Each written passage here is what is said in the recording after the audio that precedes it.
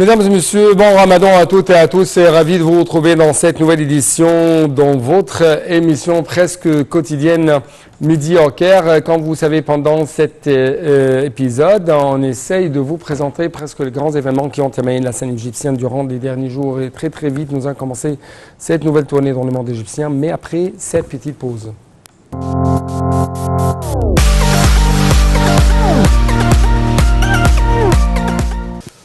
Commençons donc cette nouvelle édition par l'Assemblée parlementaire de la Méditerranée APM qui était fière d'annoncer que son Excellence Monsieur le Président Abdel Fattah al-Sisi, président de la République arabe d'Égypte, a été sélectionné comme récipiendaire du prix spécial de l'APM pour l'année 2024 intitulé Champion de la paix. Le prix de l'APM est décerné chaque année à des individus et des organisations dont les contributions exceptionnelles dans divers domaines font progresser de manière significative le développement politique, socio-économique, la protection de l'environnement, la culture, le dialogue interreligieux dans les régions euro-méditerranéennes et du Golfe, favorisant ainsi la paix et la prospérité. Un commentaire. L'Assemblée parlementaire de la Méditerranée est fière d'annoncer que son Excellence Abdel Fattah el-Sisi, président de la République arabe d'Égypte, a été sélectionné comme récipiendaire du prix spécial de l'Assemblée parlementaire de la Méditerranée pour l'année 2024, intitulé Champion de la paix.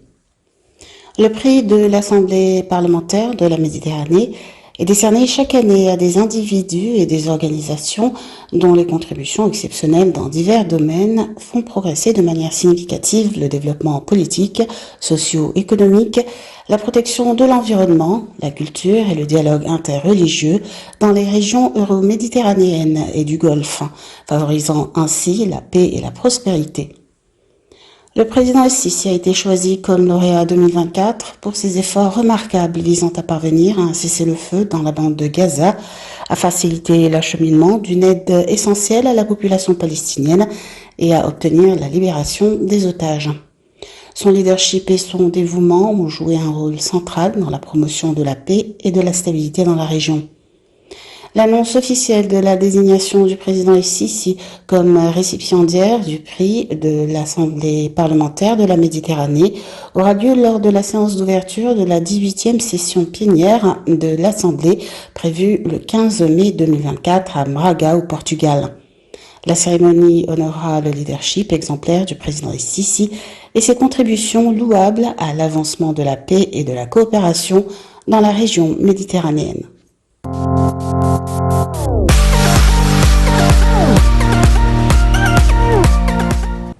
En moins de 6 ans, le rêve s'est concrétisé et le plan de la nouvelle capitale administrative sont devenus une réalité tangible. Symbole de la nouvelle République, cette nouvelle capitale capte le regard du monde. Elle représente déjà un bon qualificatif dans le domaine de la fourniture des services gouvernementaux et de l'attraction d'investissements afin de refléter une image moderne de l'Égypte contemporaine. Parmi ces quartiers figure le quartier gouvernemental. En moins de 6 ans, le rêve s'est concrétisé et les plans de la nouvelle capitale administrative sont devenus une réalité tangible. Symbole de la nouvelle République, cette nouvelle capitale capte les regards du monde. Elle représente un bond qualitatif dans le domaine de la fourniture de services gouvernementaux et de l'attraction d'investissements afin de refléter une image moderne de l'Égypte contemporaine. Parmi ces quartiers figure le quartier gouvernemental. La nouvelle capitale administrative s'étend sur une superficie de 730 km². C'est un méga-projet qui vise à créer une ville intelligente et durable qui symbolise la modernité et la puissance de l'État. La nouvelle capitale administrative renferme une centaine d'institutions gouvernementales, y compris 32 ministères et leurs organes affiliés qui ont été transférés pour poursuivre leurs activités. À 60 km du Caire, la nouvelle capitale administrative abrite 24 quartiers résidentiels avec plus d'1 million de logements. La nouvelle capitale renferme également un palais présidentiel et un aéroport international. Le quartier gouvernemental est situé au milieu de la partie est de la nouvelle capitale administrative. Il renferme le nouveau siège du Conseil des ministres, des sièges de 32 ministères ainsi que ceux de la Chambre des députés et du Sénat. Le coût de construction de ce quartier est estimé à environ 50 milliards de livres. Le quartier est construit d'après un style architectural pharaonique. Ensuite se trouve un grand jardin ayant la forme d'une fleur de lotus. Des efforts colossaux ont été déployés par des firmes publiques et privées employant environ 60 000 ouvriers et ingénieurs. La capacité du quartier gouvernemental est d'environ 100 000 fonctionnaires. La Chambre des députés est située en face du Conseil des ministres. Elle est construite sur une superficie d'environ 109 000 mètres carrés. L'édifice principal est composé de 8 étages. Au milieu se trouve l'hémicycle qui peut contenir jusqu'à 1000 députés. La salle est très grande pour qu'elle puisse accueillir les députés et les sénateurs à l'ouverture de la nouvelle session parlementaire. La coupole de l'hémicycle est d'une hauteur de 65 mètres et d'un diamètre de 52 mètres.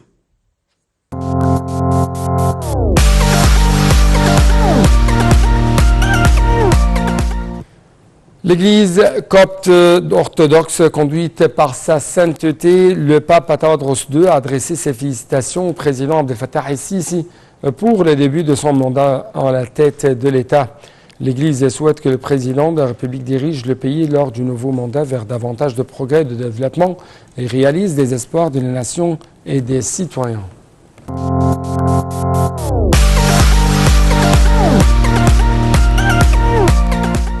D'autre part, on trouve que l'armée de l'air égyptienne a poursuivi tout au long du 31 mars au 1er et 2e avril le largage de tonnes d'aide au peuple palestinien dans le nord de la bande de Gaza qui est confronté à une réalité catastrophique en raison de la détérioration de la situation humanitaire. Cette démarche coïncide avec les efforts de l'État égyptien sur le plan politique et humanitaire en coopération avec diverses parties et puissances régionales et internationales pour assurer l'acheminement des aides urgentes vers la bande de Gaza. L'armée de l'air égyptienne a poursuivi tout au long du 31 mars et au 1er et 2e avril le largage de tonnes d'aide au peuple palestinien dans le nord de la bande de Gaza qui est confronté à une réalité catastrophique en raison de la détérioration de la situation humanitaire. Sa démarche coïncide également avec les efforts de l'État égyptien sur le plan politique et humanitaire en coopération avec diverses parties et puissances régionales et internationales pour assurer l'acheminement des aides urgentes vers la bande de Gaza.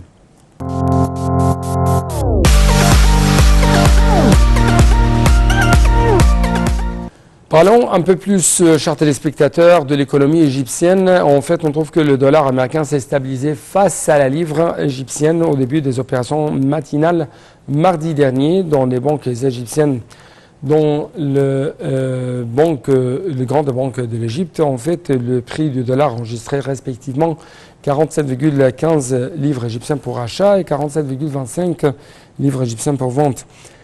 Également dans la National Bank et dans la Banque Misr, le prix de l'euro a enregistré respectivement 50,57 livres égyptiennes et 50,56 livres égyptiennes pour achat et 50,76 livres égyptiennes pour vente.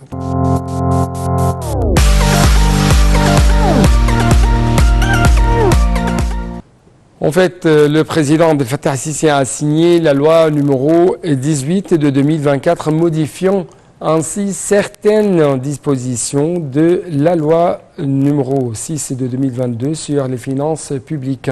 La loi prévoit une pleine application du budget de programme et des performances dans une période de 6 ans à compter de la date d'entrée en vigueur des dispositions de la loi et tient compte du développement de structures fonctionnelles administratives et des autorités concernées par la loi. Le projet de budget de l'État comprend également le budget du gouvernement et indique le montant maximum de la dette publique conformément aux dispositions de l'article 31 de la loi. Cette dernière a été publiée au journal officiel.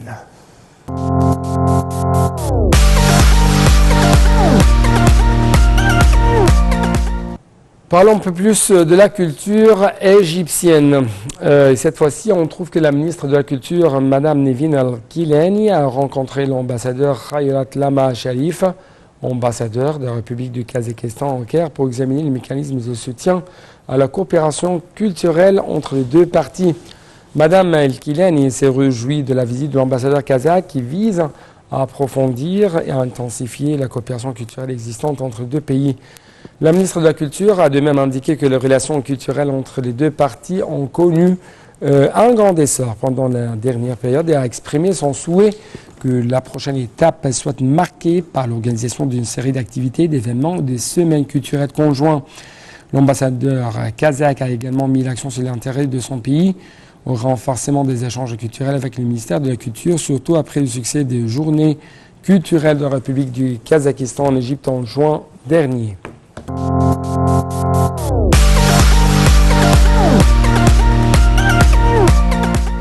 Le 20 avril, c'est le salon de l'emploi annuel de la Chambre du commerce et d'industrie française en partenariat avec l'Université française d'Égypte.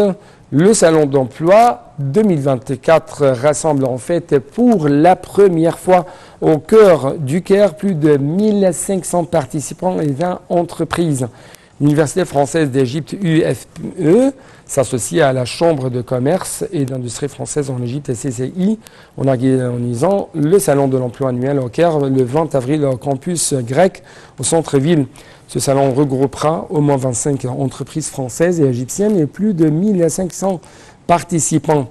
Selon un communiqué de presse commun de la CCI et de l'UFE, le salon attire un large éventail de personnes et d'entreprises de divers secteurs.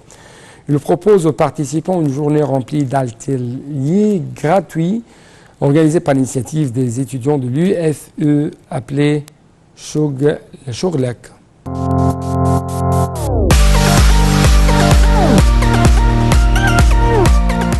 Et enfin, le ministre du Tourisme et des Antiquités, M.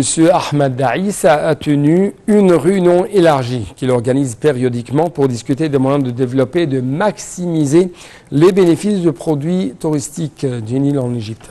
Cette réunion s'est tenue à la lumière de la demande touristique croissante pour ce produit et de la volonté du ministère de le développer, d'améliorer la qualité d'expérience touristique qu'il offre et d'examiner périodiquement les obstacles et les défis les plus importants auxquels il est confronté.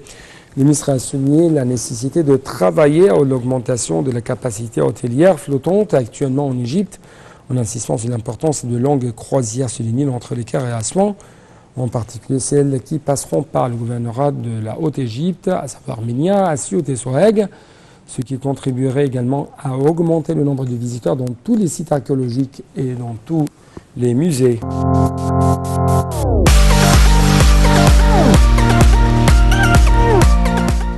Donc avec cette dernière nouvelle, nous devons clôturer cette édition. Merci beaucoup pour votre attention. Toujours bon Ramadan à toutes et à tous.